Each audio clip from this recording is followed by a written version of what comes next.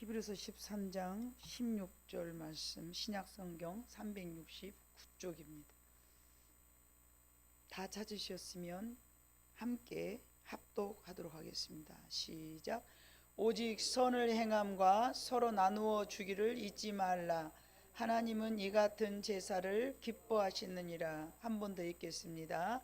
오직 선을 행함과 서로 나누어 주기를 잊지 말라. 하나님은 이 같은 제사를 기뻐하시느니라. 아멘. 여러분, 욕심의 원인이 어디 있을까요? 욕심의 원인은 보면 과거와 무관하지 않습니다. 과거에 내가 너무 힘들게 살았다든거나, 과거에 내가 또 어떤 원치 않은 그런 어려움을 경험했다든거나, 어떤 그런 또는 우리가 알지 못하는 그런 어떤 영의 세계로 부모가 그렇게 살았다든지, 이런저런 경황 때문에 탐욕의 원인이 되지 않는가 싶습니다. 그리고 상세하게 들어가서 보면은 결국은 자기 자신을 지키기 위한 하나의 방법이죠. 내 자신을 지키고 나를 안전하게 유지하려는 마음에서 탐욕이 시작되는 것입니다. 남은 긴 노년기를 어떻게 하면 내가 다른 사람에게 피해 주지 않고 살 수 있을까? 내가 일할 수 없는 상황이 생겼을 때 과연 누가 나를 지켜줄 것인가?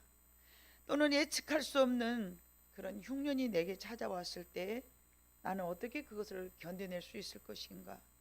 원치 않은 병이 걸리거나 또는 뜬금없는 빈곤이 또다시 나를 찾아온다면 정말 나는 누군가에게 신세지고 싶지 않고 내가 누구에게 의지하게 되는 그런 처참한 그런 상황이 되지 않기를 간절히 소망하는 마음 때문에, 그런 근심 때문에 욕심을 이렇게 갖게 된다는 것입니다. 그래서 그런 탐심은 나의 행복을 빼앗아가고 또 나의 기쁨을 송두리째 앗아가는 그런 요소이기도 하지만, 다른 사람에게 나눠줄 줄 아는 마음조차 빼앗아가는 그런 이기적인 마음이 된다는 것입니다.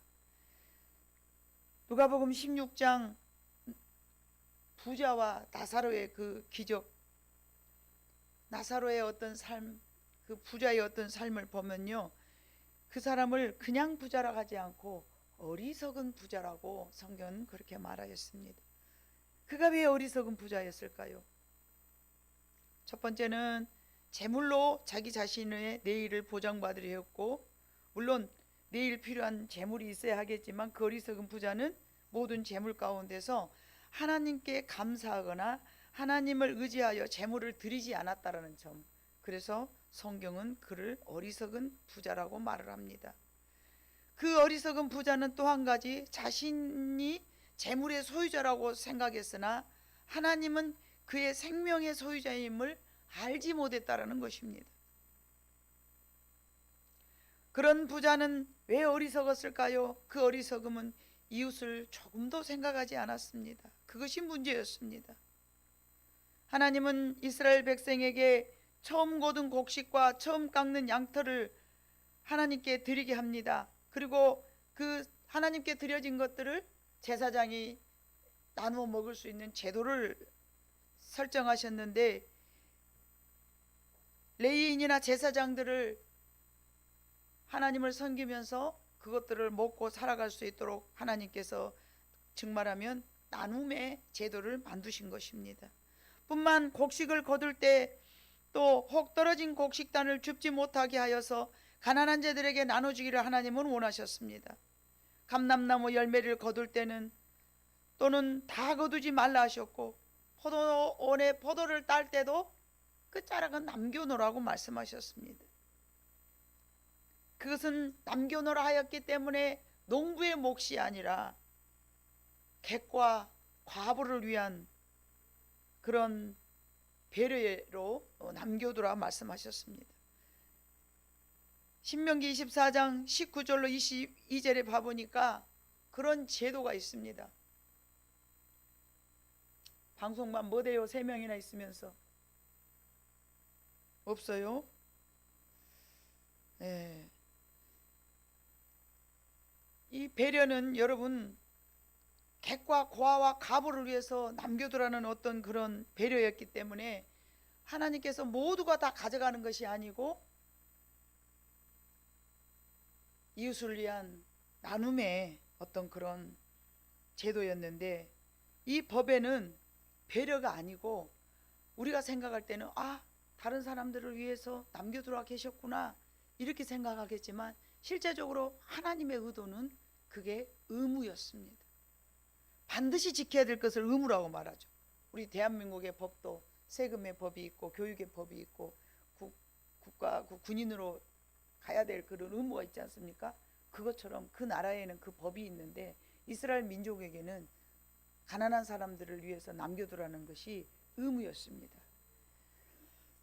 이와 같이 하나님은 이스라엘 자손들이 하나님께서 주신 축복과 약속의 땅에서 욕심을 탐욕하는 것을 금지하시고 또한 경계를 하셨습니다. 나누어 주는 것은 하나님이 기뻐하시는 희생의 제사인데, 이처럼 나누는 것은 풍족하기 때문에 나눈 것이 아닙니다. 이제 나중에 말씀드리고 설명드리겠습니다마는, 하나님께서는 내가 가지고 넉넉해서 나눠주라는 것이 아니죠. 내가 넉넉해서 나눠주긴다라기보다는 내가 가지고 있는 것이 만족하기 때문에 나눠주는 거예요. 많아서 남아서 남겨준 것이 아니고, 그것이 하나님의 은혜로 말미암아 말씀의 순종함이든지 아니면 사랑이든지 또는 나는 이걸로라도 만족해하는 그런 만족함이 있기 때문에 나눠진다는 것입니다. 그래서 이 만족함을 아는 것은 감사한 마음도 들어있고 또 자기의 삶을 자족하는 마음이 있기 때문에 나눌 수 있는 것입니다. 히브리서 13장은 나눔의 장으로 시작합니다. 자, 1절부터 이렇게 3절까지 쭉 봐보면요, 형제 사랑하기를 계속하고, 이건 사랑이라는 말씀이 들어갔는데 나눔이거든요. 손님 대접하기를 잊지 말라. 이로써 부지 중에 천사들을 대접한 이들이 있었느니라. 너희도 함께 갇힌 것 같이 갇힌 자를 생각하고, 너희도 몸을 가졌은즉 학대받는 자를 생각하라. 즉 말하면 너도 네 몸이 있어. 네가 아파봐. 그러면 다른 사람의 아픔을 공감할 수 있어. 네가 배고파봐. 배고픈 사람의 마음을 네가 공감할 수가 있어. 네가 외로워봐. 외로운 사람의 마음을 네가 공감할 수 있어. 즉 말하면 너희도 몸을 가졌은즉 학대받은 자를 생각하라. 이거는 너도 네가 경험해 본 바에 의하면 다른 사람의 아픔을 이해할 거야. 다른 말로 표현하면 그런 말씀이 되는 거죠. 근데 5절 말씀을 봐보니까 가진 것을 족한 줄로 아는 마음은 나눔의 시작이 되는 것입니다. 내가 좋아하지 않는데 나눌 수 있겠습니까, 여러분? 내가 누구를 사랑하지 않은데 내가 누구를 나눠줄 수 있을까요? 말은 쉬우나 실천은 매우 어렵습니다. 그것은 마치 왜 나누는 것이 어렵냐? 왜 나누는 것이 어렵냐? 마치 내가 가지고 있는 어떤 물건을 바다에다 던져버린 것 같은, 정말하면 무모하게 보이는 또는 아깝게 여겨지는 그런 마음이 들기 때문에 그렇습니다. 내가 가지고 있을 때는 내 것이 되지만, 내가 누군가를 이렇게 나눌 때는 그냥 내가 소중한 것을 물에다 탁 던져버린 것 같은 느낌이 든다는 거예요. 버려버린 것 같지. 무모한 느낌. 그렇기 때문에 나눌 수가 없어요. 그러나 여러분, 생명을 위해서 양식을 나눈 자는 반드시 여러 나눌 위에 도로 찾는다는 말씀이 전도서 11장 1절에 있습니다. 너는 네 떡을 물 위에 던져라. 여러 날 후에 도로 찾으리라. 너는 네 떡을 물 위에 던져라. 얼마나 무모한 짓입니까? 내가 가지고 있는 먹을 것을 물에다 탁 던져버린 것 같아. 얼마나 바보 같고 얼마나 참 지혜롭지 못한 사람처럼 보이잖아요. 왜 내가 가지고 있어야 되는데 왜 남을 줘? 근데 너는 네 떡을 물 위에 던져라. 이거는 다른 사람에게 나누어 줬을 때는 물속에다 뭔가를 던져버린 것 같은 그런 마음이 들기 때문에 아까워서 못 던지는데, 성경은 말하기를 여러 날 후에 네가 도로 찾으리라. 지금 말씀은, 이 말씀은 심는 대로 거둔다는 말씀이 되는 것입니다. 자신의 부와 재물을 나누는 것이 처음에는 상실한 것 같아, 버려버린 것 같아, 아까운 마음이 들어. 그건 지혜롭지 못한 마음에서 나오는 것이고, 하나님을 알지 못하는 사람들의 마음에서 나오는 것이에요. 그러나 이것이 뿌려진 씨앗이 싹이 터서 자라서 결실을 맺듯이 반드시 많은 결실을 얻게 될 것이라는 것을 말씀하는 내용입니다. 인간은 왜 나누고 살지 못할까요? 왜 나누고 살지 못할까요? 그거는 가장 근본적으로 돈을 사랑하는 마음이 때문에 그렇습니다. 또 하나는 내가 가지고 있는 것을 만족하지 못하기 때문에, 항상 내가 만족하지 못해. 뭔가 기갈되어 있어. 이게 더 채우고자 하는 마음이 되는 거예요. 예, 전도서 말씀에 봐보면 그랬어요. 거머리처럼 타고 끝없이 내가 더 채우기를 원한다고. 왜요? 항상 심령에 기갈이 만나 있기 때문에 그렇습니다. 그러나 하나님을 아는 백성들은 하나님이 나의 아버지가 되셔서 나를 도와주시고 나를 책임져 주시고, 하나님은 전능하심을 알기 때문에 내가 나눌 수도 있고 그분 앞에 맡기면서 소망을 갖기 때문에 이러한 탐욕스러운 마음이 사라질 줄로 믿습니다. 돈에 대한 또한 두려움 때문에 나누지를 못합니다. 왜냐하면 가난에 대한 두려움 때문이죠. 서두에도 말씀드린 것처럼 나누지 못한다는 것은 돈에 대한 두려움, 내가 이거 가져야만이, 내가 좀 더 갖고 있어야만이 평안할 것 같고, 내가 더 많이 축적해 놓아야 내가 안전할 것 같으니까, 그런 마음 때문에 나누지 못하고 더 내가 노력해서 더 많이 쌓아놔야 된다라는 그런 마음을 갖는다는 것입니다. 우리 민족들은 6.25 이후에 최악의 굶주림을 경험을 했습니다. 그래서 우리나라는 한민족이라고 그러죠. 하나로 뭉쳐진 민족이라서 한민족이 아니고요, 한이 서린 민족. 굶주린 배를 채우려고 산으로 들로 먹을 것을 찾아 헤맸어요. 우리나라 같이 여러분 산에 있는 것, 들에 있는 것, 바다에 있는 것을, 모든 것을 그 식재료로 삼는 나라가, 그렇게 풍성하게 식재료가 많이 있는 나라가 우리나라 뿐이랍니다. 그것이 어디서 발생했겠습니까? 예? 저도 필리핀을 자주 가잖아요. 더운 나라잖아요. 겨울이 없잖아요. 양식을 쌓아 모아두는 법이 없어요. 우리보다 더 가난해도. 왜요? 나가면 있거든요. 나가면 바나나가 있고, 나가면 망고가 있고, 나가면 열대 과일이 막 있어요. 힘들어서 그러지 나가면 있어요. 그리고 땔감도 나가면 지천에가 널려져 있어요. 그러니까 겨울을 준비하지 않아요. 그리고 그들은 이스라엘 백성들처럼 400년 넘게 종으로 살았기 때문에 자기의 소유에 대한 의식이 없는 거예요.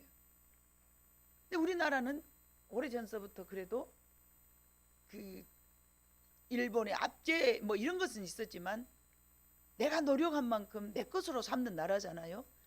그러니까 열심히 벌어서 모으고 열심히 보아, 아무튼 뭐 이렇게 뭐 사업하다 부도나고 뭐 불이 나서 태워지고 뭐 이런 우환이 있을 수는 있겠지만, 여하튼 내가 노력하면은 노력한 만큼 내 것으로 가져갈 수 있기 때문에, 그래서 늘 굶주린 배를 채우려고 산으로 들로 먹을 것을 찾아다녔어요. 그러다 보니까 모든 인생의 목표는 가난에서 탈출한 것이 목표가 됐고, 또는 나라는 부유한 나라가 건설되는 것이 우리나라의 가장 큰 목표가 되었습니다. 기독교인들이라 해서 예배된 것이 아니었습니다. 모두가 부요에 집중했었고 또 하나님의 축복에 목말라 있었어요.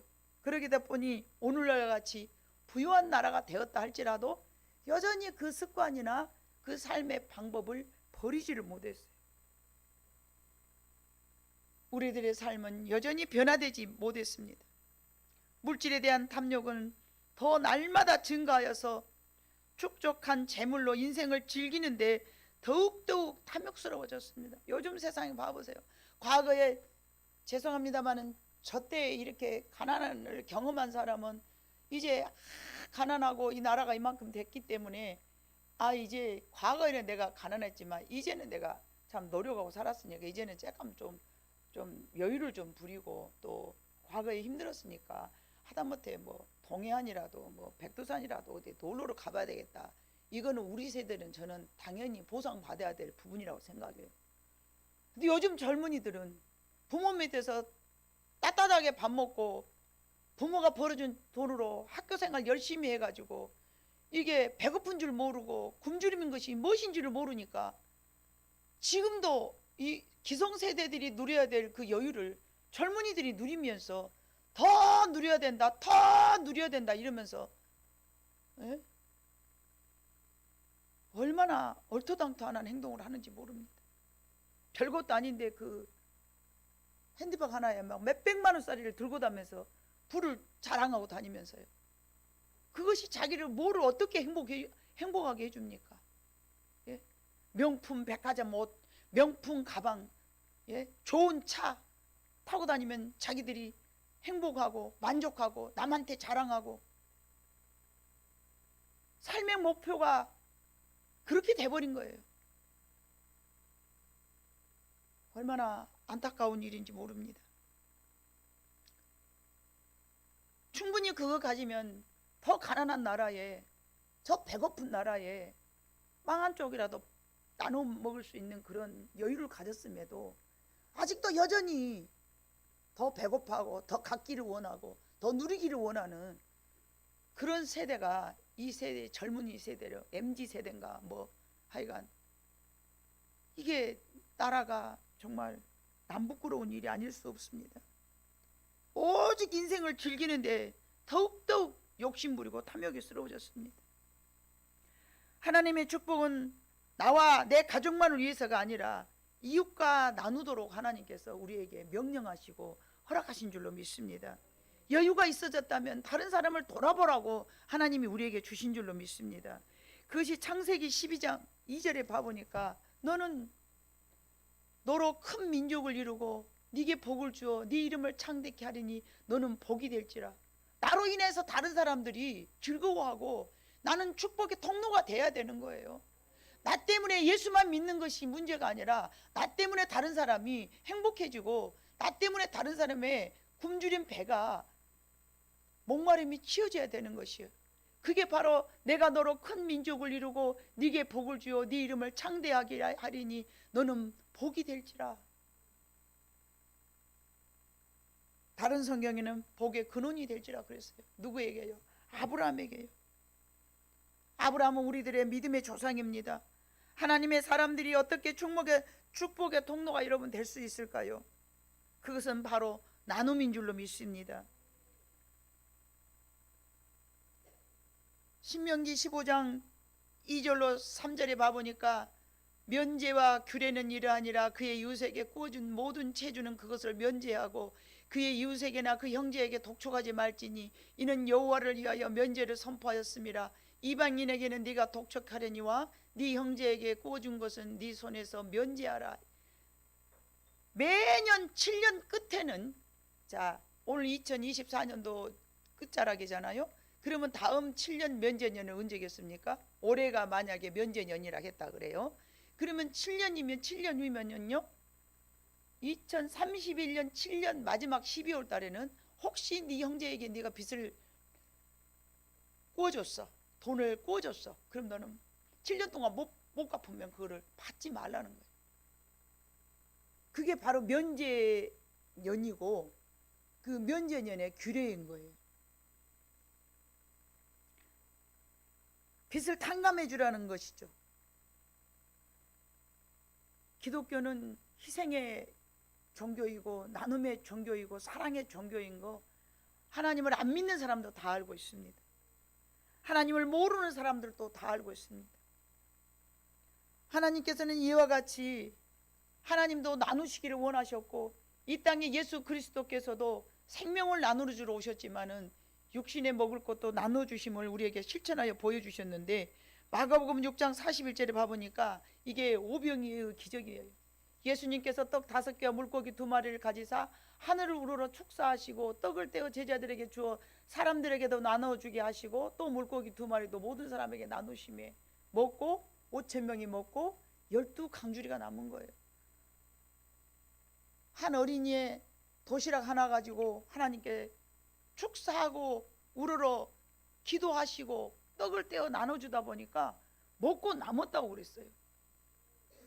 그 남은 것이 5,000명이 먹고도 12강주리가 남았어요. 여기서 나누다라는 헬라어로 파라티셈이라는 단어인데 그 뜻은 내놓다, 제사하다 이런 단어가 이런 단어로도 사용했던 단어예요. 이 단어를 나누다라고 6장 41절의 말씀을, 그래서 이 단어가 음식을 차리다, 맡기다, 앞에 두다 등의 의미로 사용이 됐는데 예수님께서는 양식을 베푸신다는 얘기입니다. 단순한 육적인 양식뿐만 아니라 영적인 양식도 풍부하게 베푸시는 분이신 줄로 믿습니다. 예수님께서는 이 땅에 먹이기 위해 내려오셨습니다. 일용할 양식과 영생의 말씀과 생명의 떡을 나누러 이 땅에 오셨습니다.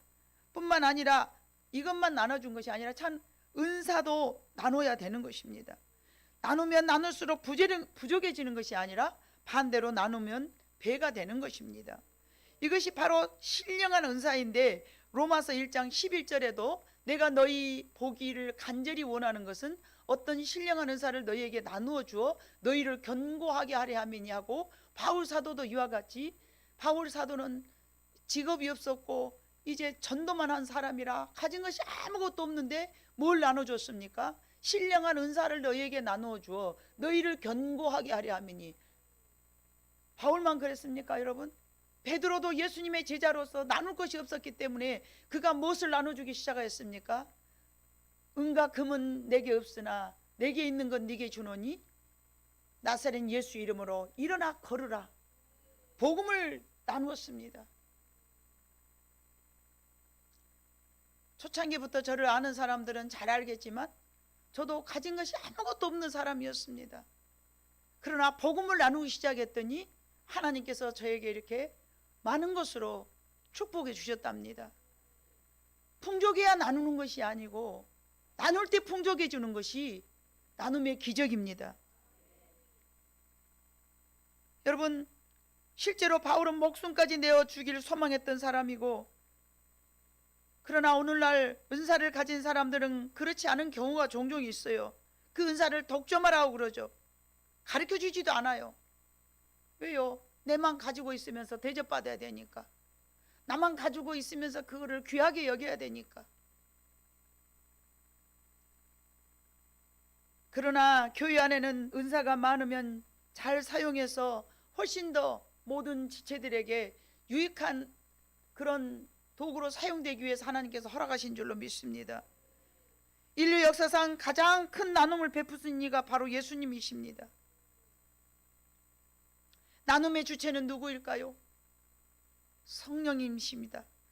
인간은 이기적인 마음이 가득한 죄인들이기 때문에 나눔에 대해서는 그닥 넉넉하지 않습니다. 그러나 도우시는 성령님은 우리 가운데서도 없는 가운데서도 나누기를 원하시고 나눌 때마다 더욱더 풍성한 삶으로 채워주시고 보장해 주시고 책임져 주실 줄로 믿습니다. 오직 선을 행함과 서로 나눠주기를 잊지 말라. 이 같은 제사는 하나님이 기뻐하시느니라. 이것이 신령과 진정으로 드려지는 예배인 것입니다. 이것이 영적 예배인 줄로 믿습니다. 예. 오늘 본문의 말씀에서 기뻐하신다라는 말씀이 있는데 그는 흡족하다. 오늘 본문 말씀이죠. 오직 선을 행함과 서로 나눠주기를 잊지 말라. 이 같은 제사는 하나님이 기뻐하시느니라. 이 기뻐하시다라는 말은 흡족하다라는 말씀으로 주신 기록된 말씀입니다. 선을 나누고자 하는 것은 옵션이 아닙니다. 그냥 필수입니다. 필수적으로 내가 선택이 아니에요. 내가 이거는 해도 되고 안 해도 되고가 아니라 우리는 축복의 통로가 돼야 되기 때문에 하나님을 믿는 백성들은 항상 이와 같이 선을 행함과 서로 나눠주기를 기뻐하는 마음으로 행해야 될 우리들인 줄로 믿습니다. 그러면 반드시 전도서 11장 1절 말씀처럼 갚아주신다는 얘기예요. 반드시 물에 던져버린 것 같이 어리석어 보이나 여러 날 후에 네가 도로 찾으리라. 갈라디아 6장 7절로 9절 봐보니까 스스로 속이지 말라. 하나님을 업신여김을 받지 아니하시나니 사람이 무엇으로 심든지 그대로 거두리라. 우리가 선을 행하되 낙심하지 말지니 포기하지 아니하면 때가 이름에 거두리라. 그러므로 우리는 기회가 있는 대로 모든 이에게 착한 일을 하되 더욱 믿음의 가정들에게 할지니라. 아멘.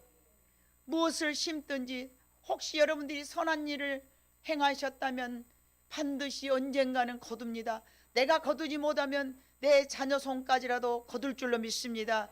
이것이 우리의 말씀이기 때문에 우리는 믿어야 됩니다. 과거에 내가 힘들고 어려울 때 하나님 앞에 얼마나 봉사하고 얼마나 좋은 선을 심었는지 모르는데 왜 나는 아직까지 이렇게 받지 못했는가? 아직 때가 이르지 못한 것입니다. 시편 126편 5절로 6절에 봐보니까 오직 눈물로 씨앗을 뿌리는 자는 기쁨으로 단을 거둔다라는 말씀이 있습니다. 이것이 심음대로의 나눔의 기적인 줄로 믿습니다. 이제 2024년 12월입니다. 우리가 가장 소외되고 약한 사람들을 도우며 살기를 하나님께서 원하실 줄로 믿습니다. 이것은 비단 꼭 물질적인 것만이 아닙니다. 달란트도 나누고 마음도 나누고 기도도 나누고 소망도 나누며 은사도 나누고 사랑도 나누고 떡도 나누면서 살아가기를 하나님께서는 원하신 줄로 믿습니다. 하나님을 믿는 백성들이 나누지 않으면 이 세상은 빛도 없고 소망도 없어집니다. 험악한 세상에서 우리는 빛과 소금 되기를 하나님께서 원하셨기 때문에 내가 나눌 수 있는 아주 작은 것부터 나눌 때에 배가가 될 줄로 믿습니다. 고통은 나누면 반이 되고 사랑은 나누면 2배가 되는 것입니다. 이것이 나눔의 기적입니다. 오병이의 기적이 나눔이란 한 개를 반으로 나눈 나눗셈이 아닙니다. 오병이의 기적을 봐보세요. 여러분, 하나의 보리떡 5개와 물고기 2마리로 나눠 먹었으면 적어져야 되는데 여러분 적어진 게 아니라 더 많아졌지 않습니까? 5,000명이 먹고도 남았다라는 이 기적을 왜 우리에게 하나님께서는 말씀하셨습니까? 마치 물에다 던져버린 것처럼 우리의 생각은 부질없는 짓이라고 생각하지만 하나님은 말씀에 순종하는 우리 모두에게 갚아주시고 책임져 주실 줄로 믿습니다. 그렇게 신기하게 배가가 되는 것이 바로 하나님의 나라의 수확 공식입니다. 이것을 나눔의 기적이라고 말합니다. 하나님의 미라를 땅에 묻어두면 한 알 그대로 있고 썩으면 많은 열매를 맺는다 하였습니다. 썩는다는 것은 희생을 말하는 것입니다.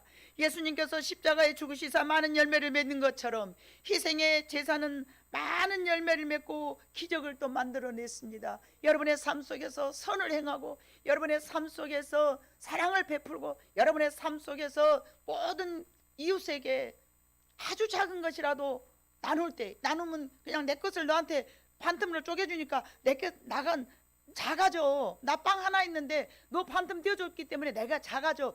그것이 세상의 방법이지만 하나님의 방법은 그게 아니에요. 내가 반을 줬는데 내 것이 반이 아니고 그대로 또 남아서 또 나눠줄 수 있는 그 나눔의 기적이 일어난다는 사실입니다.